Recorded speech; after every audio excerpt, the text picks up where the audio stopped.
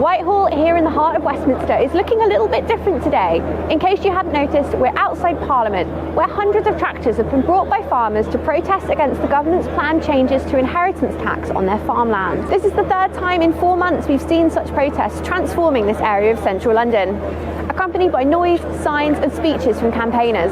Why have you come along today? You don't realise how important farmers are for the country, for the rural communities. There's loads of issues, increased costs, you name it, we are at breaking point, and really this inheritance tax is the final nail in the coffin for us. I don't think the Labour Party has got any idea of life in the real world, of business, farming, hospitality.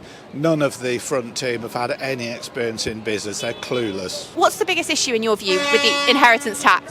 I think the biggest issue is that we haven't had enough time to sort out other contingencies. Like, my grandpa's 94, he's got everything, and then we've just suddenly had this tax thrown on us, and it will just completely cripple a business. So I think maybe a bit more time. If that's what they want to do, that's what they want to do. But they've just gone at it in such an aggressive way, then it's just no one's going to support them with it. Farmers, they don't sell the farms when somebody dies. It just carries on from one generation to the next, and that's why this tax is so devastating. It also comes as MPs debate an e-petition with over 148,000 signatures calling on the government to drop its policy. This is an incredibly poorly thought through policy. The maths underpinning it was wrong.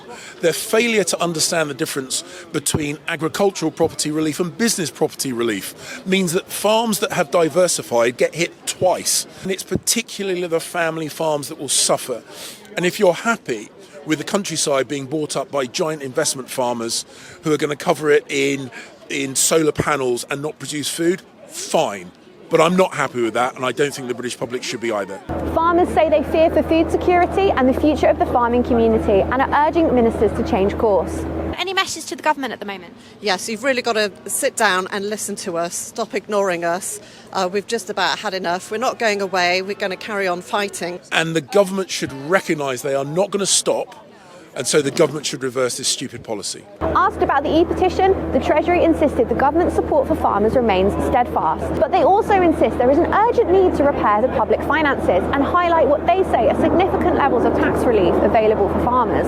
What do you think about the farmers' protests in Westminster? Let us know in the comments and follow CTM for more on this story and others.